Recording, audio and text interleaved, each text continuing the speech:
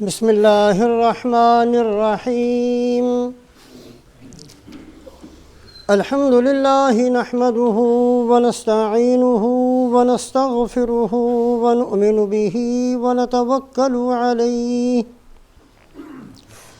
ونعوذ باللہ من شرور انفسنا ومن سیئات اعمالنا من يهده الله فلا مضل له ومن يضلله فلن تجد له وليا مرشدا أما بعد فقال الله تبارك وتعالى أعوذ بالله من الشيطان الرجيم بسم الله الرحمن الرحيم يسأله من في السماوات والأرض كل يوم هو في شأن فبأي آلاء ربكما تكذبان وعن أبي هريرة رضي الله تعالى عنه قال قال رسول الله صلى الله عليه وسلم يقول الله تبارك وتعالى أنا عند ظن عبدي بي وأنا معه إذا ذكرني إن ذكرني في نفسه ذكرته في نفسي وإن ذكرني في ملأ ذكرته في ملأ هم خير منه وإن تقرب إلي بشبر تقربت إليه ذراعا وإن تقرب إلي ذراعا تقربت إليه باعا وإن أتيتني يمشي أتيته هرولة او کما قال رسول اللہ صلی اللہ علیہ وسلم۔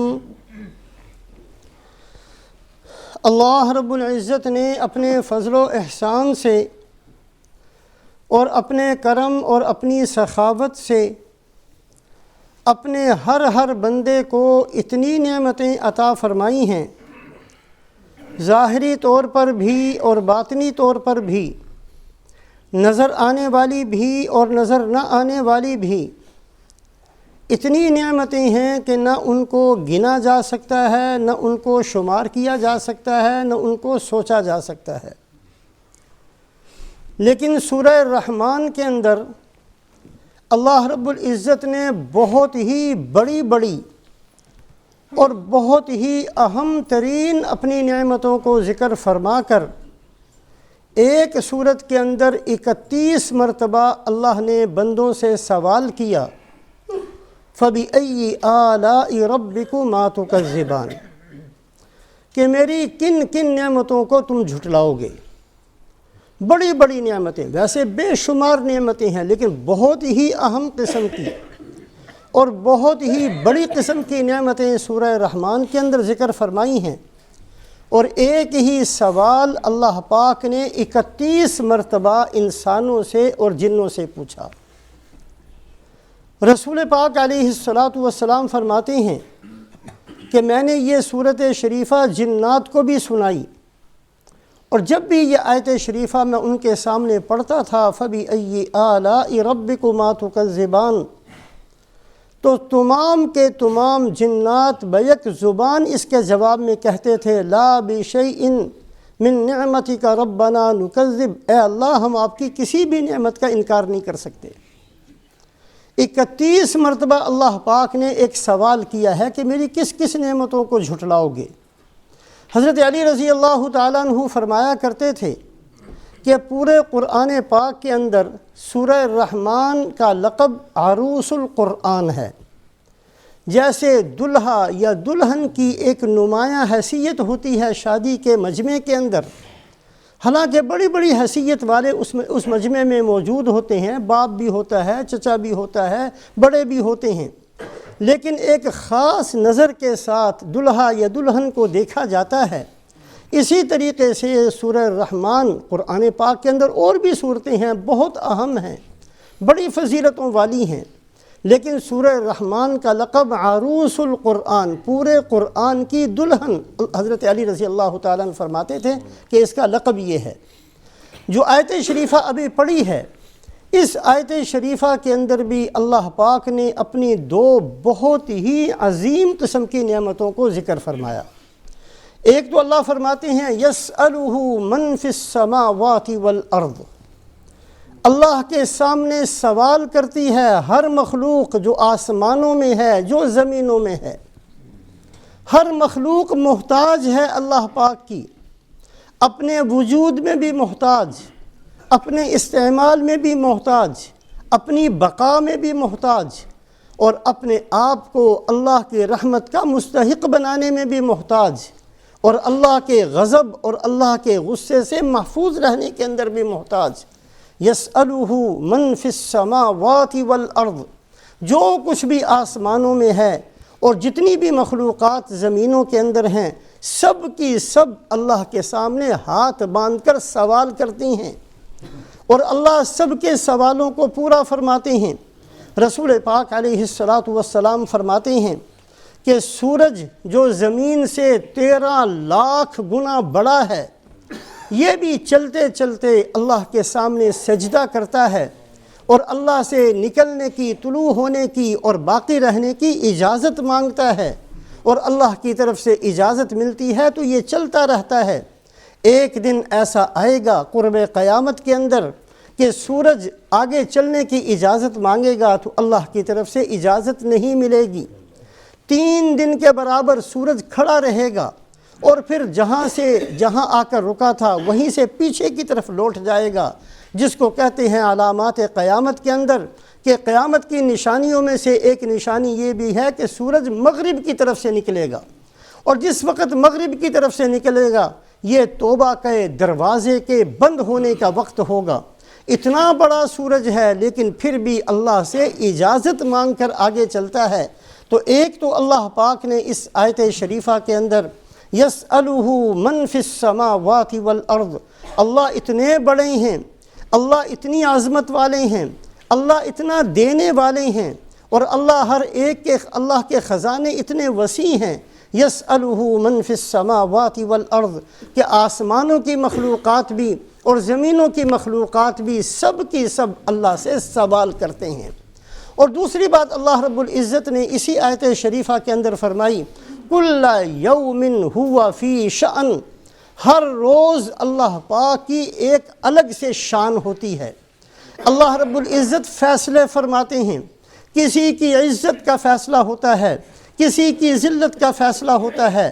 ہم دنیا کے اندر دیکھتے ہیں کہ ایک عزت والا لمحوں کے اندر ذلیل و رسوا ہو گیا، ایک آدمی جس کو کوئی جانتا نہیں تھا لمحوں کے اندر مشہور ہو گیا، ایک آدمی جو بڑا مالدار تھا لمحوں کے اندر فقیر بن گیا، ایک فقیر جس کے پاس کچھ نہیں تھا وہ ایک لمحے کے اندر بڑا مالدار بن گیا، کسی کو صحت مل گئی، کوئی بیمار ہو گیا، کوئی چھوٹی سی عمر میں دنیا چھوڑ کر چلا گیا، کوئی دنیا کے اندر آ گیا۔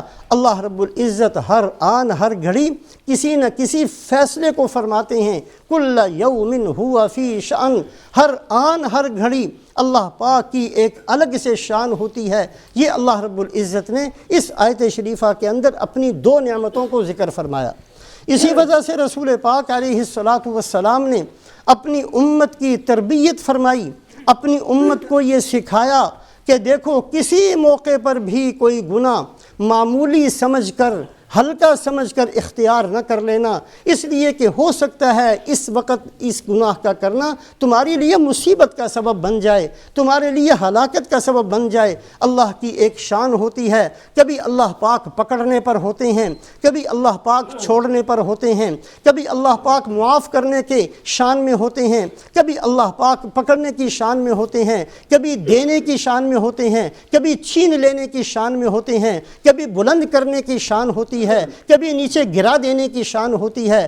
حضرت انس رضی اللہ تعالیٰ عنہ فرمایا کرتے تھے، حضرت انس رضی اللہ تعالیٰ عنہ وہ صحابی ہیں جو صحابہ میں تقریباً سب سے اخیر کے اندر دنیا چھوڑ کر گئے ہیں۔ رسول پاک علیہ السلام کے دنیا سے تشریف لی جانے کے 82 سال بعد تک زندہ رہے، بڑی لمبی زندگی، بڑے زمانے بعد کے دیکھے، فتنوں کا زمانہ بھی دیکھا، مصیبتوں کے زمانے بھی دیکھے، لوگوں کو بدلتا ہوا بھی دیکھا۔ 82 سال بہت بڑی عمر ہوتی ہے، 82 سال رسول پاک علیہ الصلاۃ والسلام کے بعد زندہ رہے، اور یہ اس وقت تک زندہ رہے کہ زمین صحابہ سے خالی ہو چکی تھی۔ وہ فرمایا کرتے تھے، اور ان کا یہ فرمان امام بخاری نے بخاری شریف کے اندر ذکر فرمایا کرتے تھے، انکم لتعملون اعمالا ہی ادق فی اعینکم من الشعر کنا نعدها علی عہد رسول اللہ صلی اللہ علیہ وسلم من الموبقات۔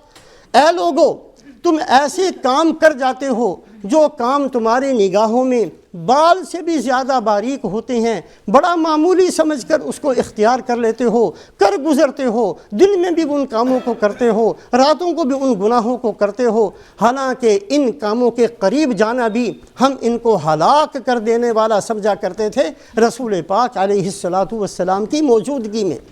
آپ کی موجودگی میں جن گناہوں کے ہم قریب بھی نہیں جاتے تھے، ان کا تصور بھی نہیں کرتے تھے، ہمارے دماغوں میں یہ بات تھی اگر اس کے قریب چلے گئے تو یہ ہمیں ہلاک کر دے گا، یہ گناہ تباہ و برباد کرنے والا ہے، اور تم انہی گناہوں کو دن میں بھی کرتے ہو، انہی گناہوں کو رات میں بھی کرتے ہو، میرے بے پرواہ ہو کر تم سارے کے سارے گناہوں کو کرتے ہو۔ رسول پاک علیہ الصلاۃ والسلام نے تربیت فرمائی اپنی امت کی کہ اللہ پاک چونکہ ہر آن ہر گھڑی کسی نہ کسی الگ شان کے اندر ہوتے ہیں، کبھی اللہ جلال کے اندر ہوتے ہیں، پکڑنے پر آتے ہیں تو اللہ پاک کسی گناہ پر بھی پکڑ لیا کرتے ہیں، کبھی اللہ پاک عطا کی شان میں ہوتے ہیں، دینے پر آتے ہیں تو کسی بھی نیکی پر بہت کچھ دے دیا کرتے ہیں۔ اس لیے کبھی بھی کسی گناہ کو چھوٹا سمجھ کر اس کو اختیار نہ کر لینا، اور کبھی بھی کسی نیکی کو چھوٹا اور معمولی سمجھ کر چھوڑ نہ دینا کہ اتنی سی نیکی سے کیا ہوتا ہے، ہو سکتا ہے یہ چھوٹا سا گناہ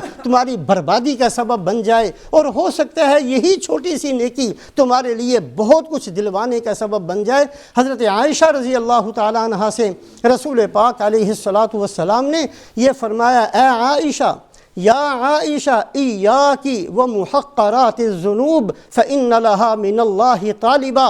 اے عائشہ دیکھنا، چھوٹے چھوٹے گناہوں سے بھی بچنا، کبھی بھی کسی چھوٹے گناہ کو چھوٹا نہ سمجھ لینا۔ بعض دفعہ آگ ایک چنگاری سے بھڑک جاتی ہے اور بہت بڑے مکان کو تباہ و برباد کر دیا کرتی ہے، ڈھیروں کو جلا کر راکھ کر دیا کرتی ہے۔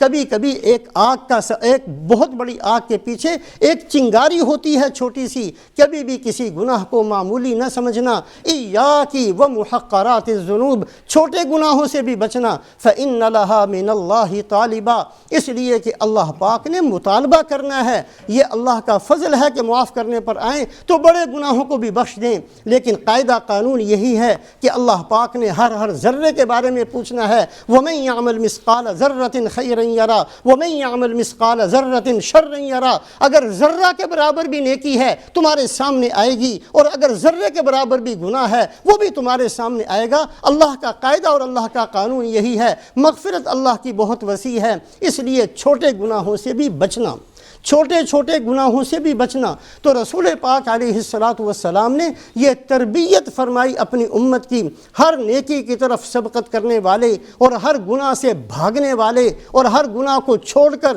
اس کو چھوڑ دینے والے، یہ تھے صحابہ کرام رضوان اللہ علیہم اجمعین۔ اور اس کی وجہ یہ تھی، کل یوم ہوا فی شأن، اللہ پاک ہر آن ہر گھڑی ایک شان کے اندر ہوتے ہیں۔ اللہ روزانہ فیصلہ فرماتے ہیں، کسی کی عزت کا، کسی کی ذلت کا، کسی کی مغفرت کا، کسی کی پکڑ کا، کسی کی صحت کا، کسی کی بیماری کا، کسی کے فقر کا، کسی کے مالدار ہونے کا، کسی کی موت کا اور کسی کی زندگی کا۔ یہ فیصلے اللہ فرماتے ہیں، لہٰذا کوئی بھی گناہ تمہاری بربادی اور ہلاکت کا سبب نہ بن جائے، اس لیے کسی گناہ کو چھوٹا سمجھ کر اختیار نہ کرنا، اور کوئی بھی نیکی اس لیے نہ چھوڑ دینا کہ معمولی ہے، ہو سکتا ہے اس وقت اس نیکی کا کرنا تمہارے لیے کامیابی کا سبب بن جائے۔ مسلم شریف کے اندر ایک واقعہ ہے، رسول پاک علیہ الصلاۃ والسلام فرماتے ہیں، ایک آدمی تھا جو کہ بہت نیک آدمی تھا، اعمال کی پابندی کرتا تھا، نماز روزے کی پابندی کرتا تھا، نیک آدمی تھا، اور اسی کے ایک ساتھیوں میں سے ایک آدمی تھا جو ہر وقت گناہ کے اندر مبتلا رہتا، اور اس بندے کو جو نیک تھا اس پر بڑا غصہ آیا ایک دن، اور اسی غصے کی حالت میں اس نے کہہ دیا، واللہ لا یغفر اللہ لفلان، میں قسم کھاتا ہوں کہ تیری بخشش نہیں ہوگی، میں قسم کھا کر کہتا ہوں کہ اس کی بخشش نہیں ہوگی۔ غصہ ایسا تھا اس کے گناہوں کی وجہ سے کہ اس غصے کی حالت میں اس نے یہ قسم کھا کر کہہ دیا کہ اس کی بخشش نہیں ہوگی۔ اللہ نے اس زمانے کے نبی پر وحی بھیجی اور جا کر کہا من ذا الذی یتعلی علی، کس کو حق ہے جو میرے بارے میں قسم کھائے؟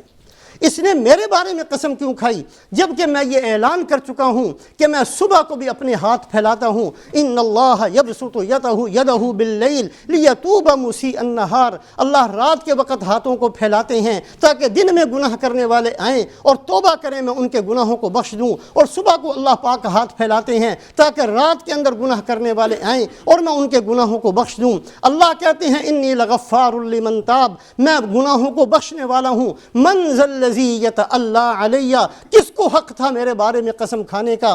اس نے میرے بارے میں قسم کھا کر کیوں کہا کہ میں قسم کھا کر کہتا ہوں اس کی بخشش نہیں ہوگی؟ اس کو یہ حق کس نے دیا تھا؟ مسلم شریف کے اندر رسول پاک علیہ السلام فرماتے ہیں کہ اللہ پاک نے پھر وحی بھیجی کہ اس بندے کو جو نیک تھا اس کو کہہ دیا جائے کہ تیری ساری کی ساری نیکیاں برباد ہو گئیں۔ کس نے تجھے کہا تھا کہ تیری بخشش نہیں ہوگی؟ بخشش تو نے کرنی ہے۔ مجرم تمہارا نہیں تھا، مجرم اللہ کا تھا۔ گناہ کرنے والا ہمارا مجرم نہیں ہے، گناہ کرنے والا رب کا مجرم ہے۔ جس رب کا مجرم ہے وہ رب جب یہ کہتے ہیں کہ میں بخشنے والا ہوں، وہ رب یہ جب کہتا ہے یہ جب بھی میرے پاس آئے گا آنسو بہائے گا میں اس کے گناہوں کو بخش دوں گا، کسی کو کس نے حق دیا ہے یہ کہنے کا کہ اس کی بخشش نہیں ہوگی؟ نبی پر وحی آئی، اس کو بتا دیا جائے اللہ پاک نے اس کی ساری نیکیاں برباد کر دی ہیں، اور اس کو بتا دیا جائے جو گناہ گار تھا کہ اس کی قسم کھانے سے کچھ نہیں ہوتا، آج بھی میری مغفرت کا دامن پھیلا ہوا ہے، آج بھی آؤ میں تمہارے لیے بخشش کے لیے تیار ہوں۔ تو کسی بھی گناہ کو معمولی سمجھنا، اس نے اس کو معمولی سمجھ کر کہہ دیا تھا، حالانکہ نیک تھا، حالانکہ نمازی اور روزے کا پابند تھا، اس کے باوجود اس کے سارے نیکیاں اور اس کے سارے اعمال ضائع کر دیے گئے۔ کسی گناہ کو معمولی سمجھ کر اختیار نہیں کرنا، اس لیے کہ کل یوم ہوا فی شأن، اللہ کی ہر روز ایک الگ سے شان ہوتی ہے۔ کبھی اللہ بخشنے پر آتے ہیں، کبھی اللہ پکڑنے پر بڑی آتے ہیں، کبھی اللہ عزت دینے پر آتے ہیں، کبھی خدا گرا بھی دیا کرتے ہیں، کبھی اللہ کے ہاں سے عزتوں کے فیصلے ہوتے ہیں، کبھی ذلت اور رسوائی کے فیصلے ہوتے ہیں۔ معز بھی وہی ہے، مذل بھی وہی ہے۔ قل اللہم مالک الملک تؤتی الملک من تشاء وتنزع الملک ممن تشاء وتعز من تشاء وتذل من تشاء بیدک الخیر انک علی کل شیء قدیر۔ یہ اللہ کی صفت ہے۔ بعض دفعہ معمولی سا اور چھوٹا سا گناہ تباہی کا، بربادی کا، ہلاکت کا سبب بن جایا کرتا ہے۔ رسول پاک علیہ السلام نے اپنی مبارک زندگی کے اندر ایک صحابی کو بھیجا۔ ایک آدمی تھا سرداران مکہ میں سے، بڑا سردار تھا، بڑا متکبر قسم کا آدمی تھا۔ آپ نے کہا کہ جاؤ اور اس کو جا کر میری طرف سے دعوت دو کہ محمد صلی اللہ علیہ وسلم تجھے اللہ کی طرف بلاتے ہیں، لا الہ الا اللہ محمد الرسول اللہ کی دعوت تجھے دی جاتی ہے، ایک بہترین دین کی طرف تجھے بلایا جاتا ہے۔ یہ صحابی گئے اور انہی الفاظ کے ساتھ اس کے سامنے دعوت کو پیش کیا۔ اس متکبر نے تکبرانہ انداز سے یہ کہا، کون محمد؟ کس اللہ کی طرف بلاتے ہو؟ پہلے بتاؤ تو صحیح، جس اللہ کی طرف بلاتے ہو وہ اللہ کیسا ہے؟ کس چیز کا بنا ہوا ہے؟ سونے سے بنا ہوا ہے؟ چاندی سے بنا ہوا ہے؟ لوہے سے بنا ہوا ہے؟ پہلے یہ ساری چیزوں کا جواب دو، پھر مجھے دعوت دینا۔ یہ اس کا قول ایسے وقت میں تھا، اللہ جلال کے اندر تھے، دوپہر کا وقت تھا، سورج کی دھوپ تھی، آسمان سے بجلی چمکی ہے اور اتنی زور سے اس کے اوپر گری ہے کہ اس کی گردن دور جا کر گر گئی۔ اللہ پاک کے سامنے دنیا کے اندر بڑے بڑے بے حیا اور بڑے بڑے بدتمیز اور بڑے بڑے گستاخ پیدا ہوئے ہیں، بہت کچھ کہہ جاتے ہیں۔ اللہ تحمل سے کام لیتے ہیں، اللہ کی صفت حلیم ہے، اللہ پاک بردباری فرماتے ہیں، اللہ ڈھیل دیتے ہیں، اللہ موقع دیتے ہیں، اللہ نہیں پکڑتے ہیں جلدی، لیکن کبھی کبھی اللہ پاک کل یوم ہوا فی شأن، اللہ جلال کے اندر ہوتے ہیں۔ اسی وقت آسمان سے بجلی گری ہے اور اسی وقت اس کی گردن دور جا کر کٹ کر باہر گری ہے، اس لیے کہ اللہ پاک اس وقت جلال کے اندر تھے۔ تو سورہ رحمان کے اندر اللہ نے 31 مرتبہ فَبِأَيِّ آلَاءِ رَبِّكُمَا تُكَذِّبَانِ، میری کس کس نعمت کا انکار کرو گے۔ وہاں اللہ پاک ایک آیت شریفہ کے اندر یہ بھی فرماتے ہیں يَسْأَلُهُ مَنْ فِي السَّمَاوَاتِ وَالْأَرْضِ كُلَّ يَوْمٍ هُوَ فِي شَأْنٍ، اللہ پاک ہر روز ایک شان کے اندر ہوتے ہیں۔ کسی گناہ کو معمولی سمجھ کر کرتے نہ چلے جانا، ہو سکتا ہے کسی وقت اللہ پاک کی پکڑ اس وقت متوجہ ہو، اللہ کی طرف سے فیصلہ ہو رہا ہو اور اسی گناہ کی وجہ سے تباہی لکھ دی جائے، اسی گناہ کی وجہ سے بربادی لکھ دی جائے، اسی گناہوں کی وجہ سے نیکیاں ضائع ہو جائیں، اسی گناہ کی وجہ سے جہنم کا مستحق بنا دیا جائے۔ کسی گناہ کو چھوٹا سمجھ کر اس کے قریب نہ جانا، اس کے قریب نہ جانا۔ 4 صدی کا شروع تھا، قرامطہ ایک فتنہ پیدا ہوا اس امت کے اندر۔ ابو طاہر قرمطی بدبخت، بہت ہی بڑا بدبخت، بہت ہی بڑا ملعون، اپنے ساتھ ایک لشکر لے کر مکہ مکرمہ پر حملہ آور ہوا۔ حج کے دن تھے، 8 ذی الحجہ کا دن تھا، یوم ترویہ تھا، جس دن لوگ احرام باندھ کر مکہ سے مینا جاتے ہیں۔ اس بدبخت نے اس دن حملہ کیا ہے 1700 ان حاجیوں کو جو حرم کے اندر احرام باندھ کر آئے تھے اور نفل پڑھ کر جنہوں نے مینا کے اندر جانا تھا۔ اس بدبخت نے 1700 کو قتل کر دیا اور قتل کر کے زمزم کے کنویں کے اندر ڈال دیا، اور بڑے متکبرانہ انداز کے ساتھ یہ بیت اللہ کے دروازے پر کھڑا ہوا اور کھڑے ہو کر کہا انا باللہ و باللہ انا یخلق الخلق و یفنیہم انا، میں ہی خدا ہوں جو زمین پر آ گیا ہوں اور خدا میرے ہی اندر آ گیا ہے، میں ہی لوگوں کو پیدا کرتا ہوں، زندگی میرے ہاتھ میں ہے، موت میرے ہاتھ میں ہے۔ اور اس کے بعد اس نے حجر اسود کو اکھاڑ لیا اور اپنے بندوں کے سپرد کر دیا کہ اس کو یہاں سے لے جاؤ۔ اور جو مکے کے خادم تھے، حرم کے خادم تھے، انہوں نے مقام ابراہیم کے پتھر کو چھپا دیا کہ کہیں اس پر بھی اس کا ہاتھ نہ آ جائے۔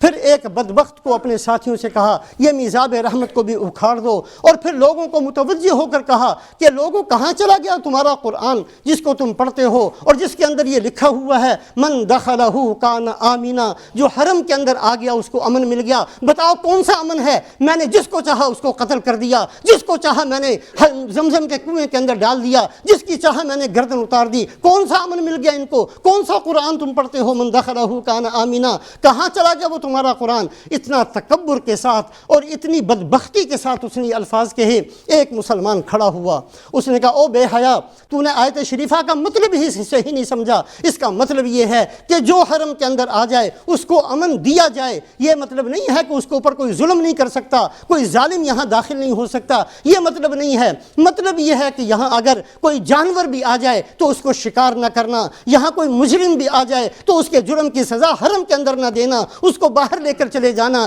یہ امن کی جگہ ہے۔ یہ تھا مطلب، تو نے اس کا مطلب ہی غلط سمجھا، تیری عقل خراب ہے۔ اور اس کے بعد جب اس نے کہا میزاب رحمت کو اکھڑ دیا جائے، محمد ابن ربیع ایک بزرگ تھے وہاں بیٹھے ہوئے سارا منظر دیکھ رہے تھے، کہا میرا دل ٹکڑے ٹکڑے ہو گیا، اتنا کچھ اس نے کیا، کچھ بھی اس کے ساتھ نہیں ہو رہا۔ میں نے ہاتھ اٹھائے اور میں نے کہا ما احلمک یا رب، اے اللہ کتنا کا آپ حلم سے کام لیں گے، کتنا کو برداشت کریں گے؟ ایک آدمی آپ کے گھر میں آ گیا، ایک آدمی نے احرام باندھنے والوں کو قتل کر دیا، ایک آدمی نے زمزم کا کنواں جو پاکیزہ کنواں تھا اس کو لاشوں سے بھر دیا، اور پھر بھی آپ کی طرف سے کچھ نہیں ہو رہا۔ اے اللہ ما احلمک یا رب، حلم، حلیم اللہ کی صفت ہے۔ حلیم کس کو کہتے ہیں؟ حلیم کہتے ہیں اس ذات کو جو گناہوں کو دیکھے اور جلدی سزا نہ دے، موقع دے، ڈھیل دے، کر لو، چلو ابھی موقع ہے، ابھی بھی آ جاؤ، ابھی بھی واپس آ جاؤ، باز آ ہر آنچی ہستی باز آ، گر کفرو گبرو بت پرستی باز آ، این درگہ ماں درگہ نو امیدی نیس، صد بار توبہ شکستی باز آ جاؤ واپس آ جاؤ، کچھ بھی کر چکے ہو واپس آ جاؤ، میں نے دروازہ بند نہیں کیا ہوا ہے، ہر مجرم کے لیے میرا دروازہ کھلا، ہر گناہگار کے لیے میرا دروازہ کھلا، کفر کرنے والے کے لیے میرا دروازہ کھلا ہے، بت پرستی کرنے والے کے لیے میرا دروازہ کھلا ہے، 100 دفعہ بھی توبہ کو توڑ چکے ہو پھر بھی میرا دروازہ کھلا ہے۔ اللہ تو کہتے ہیں باز آ۔ حلیم اس ذات کو کہتے ہیں جو گناہوں کو دیکھے سزا دینے میں جلدی نہ کرے، جو گناہوں کو دیکھے کسی پر رزق کا دروازہ بند نہ کرے، ولیکن خدا وندے بالا اوپس بعثیاں درے رزق برکس نہ بس۔ شیخ سعدی فرماتے ہیں آسمان و زمین کے رب نے آج تک گناہ کی وجہ سے کسی کے اوپر رزق کا دروازہ دروازہ بند نہیں کیا۔ حلیم اللہ کی صفت ہے۔ محمد ابن ربیع نے جب یہ سارا منظر دیکھا کہا ما احلمک یا رب، اے اللہ حلیم تو آپ ہیں، کوئی شک نہیں، لیکن کتنا حلیم ہوں گے، ایسے بدبختوں کو بھی آپ چھوڑتے ہیں۔ یہ کہنا تھا جو بندہ میزاب رحمت کو توڑنے کے لیے اوپر چڑھ رہا تھا، نیچے گرا، اس کی کھوپڑی بھیجا نکل گیا۔ تو کبھی کبھی اللہ پاک بڑی ڈھیل دیتے ہیں، لیکن کبھی کبھی اللہ پاک اچانک پکڑ بھی لیتے ہیں۔ اللہ پاک کل یوم ہوا فی شان، بڑی نعمتیں اللہ نے دی ہیں۔ وَإِن تَعُدُّوا نِعْمَةَ اللَّهِ لَا تُحْصُوهَا، گن بھی نہیں سکتے، لیکن بہت ہی بڑی بڑی نعمتیں اللہ نے سورہ رحمان کے اندر ذکر فرمائیں، اور پھر ہر آیت کے اندر فرمایا فَبِأَيِّ آلَاءِ رَبِّكُمَا تُكَذِّبَانِ، کس کس نعمت کو جھٹلاؤ۔ 31 مرتبہ سوال کیا ہے فَبِأَيِّ آلَاءِ رَبِّكُمَا تُكَذِّبَانِ۔ اسی طریقے سے جیسے کسی گناہ کو معمولی سمجھ کر اختیار نہیں کرنا چاہیے، کسی نیکی کو چھوٹا سمجھ کر چھوڑ نہیں دینا چاہیے۔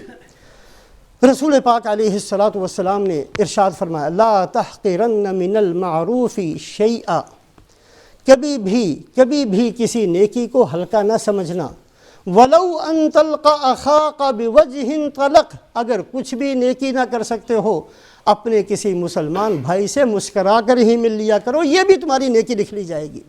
کبھی بھی نیکی کو معمولی نہ سمجھنا۔ پیسے نہیں ہے خرچ نہیں کر سکتے، بخل کی وجہ سے جیب نہیں کسی کو دے نہیں سکتے، کچھ بھی تمہارے اندر کرنے کے لیے نہیں ہے، کسی مسلمان سے ملو تو خوش دلی سے مل لو، خندہ پیشانی سے مل لو، یہ بھی تمہارے لیے نیکی ہو جائے گی۔ حدیث پاک کے اندر آتا ہے ایک دفعہ حضرت ابو ذر غفاری رضی اللہ تعالیٰ حاضر خدمت ہوئے، یا رسول اللہ کوئی ایسا عمل بتا دیجئے جو بندہ اس کو کرے وہ جنت میں چلا جائے۔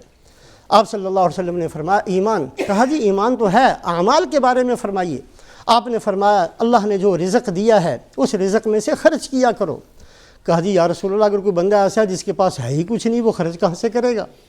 کہ اچھا اگر خرچ نہیں کر سکتا، اس کو چاہیے امر بالمعروف اور نہی عن المنکر کر دیا کرے، کسی کو نیکی کا راستہ دکھا دیا کرے، کسی کو گناہ سے روک دیا کرے۔ فرمانے لگے کہ یا رسول اللہ اگر وہ خود ہی بندہ بڑا عیب دار ہے، اس کے اندر خود ہی اتنے عیب ہیں، وہ کسی کو نیکی کا راستہ کیسے بتائے گا جبکہ خود ہی گناہوں سے بھرا ہوا ہے؟ آپ صلی اللہ علیہ وسلم نے فرمایا اگر وہ اتنا بھی نہیں کر سکتا تو جو کم درجے کم عقل کے لوگ ہیں، جن کو معمولی بھولے بھالے جن کو کہا جاتا ہے، جو خود اپنے کام کو نہیں سمجھ سکتے، ان میں سے کسی کا کام کر دیا کرو۔ کہا یا رسول اللہ اگر وہ بندہ خود ہی بڑا بھولا بھالا سیدھا سادہ بدھو قسم کا آدمی ہو، وہ کیا کرے؟ تو رسول پاک علیہ السلام نے فرمایا کسی مصیبت میں پھنسے ہوئے بندے کی مدد کر دیا کرے۔ اس نے کہا یا رسول اللہ اگر وہ خود ہی مصیبت میں پھنسا ہو وہ کیا کرے؟ تو آپ صلی اللہ علیہ وسلم نے فرمایا کیا پوچھنا چاہتے ہو؟ کچھ کر بھی سکتا ہے کہ نہیں وہ جس بندے کے بارے میں پوچھتے ہو؟ ہاں اگر کچھ بھی نہیں کر سکتا یمسک عن اذی الناس، وہ لوگوں کو تکلیف نہ پہنچائے، اتنا ہی کر لے، کسی کو پریشان نہ کرے، کسی کی غیبت نہ کرے، کسی کے بارے میں کوئی بات نہ کہے، کسی کو تنگ نہ کرے، کسی کے لیے مصیبت کا سبب نہ بنے۔ یمسک عن اذی الناس، لوگوں کی تکلیف سے اپنے آپ کو بچا دے۔ بڑے خوش ہوئے حضرت ابو ذر غفاری، کہا یا رسول اللہ اذا عمل هذا دخل الجنہ، اگر اتنا بھی کر لے گا جنت میں پہنچ جائے گا؟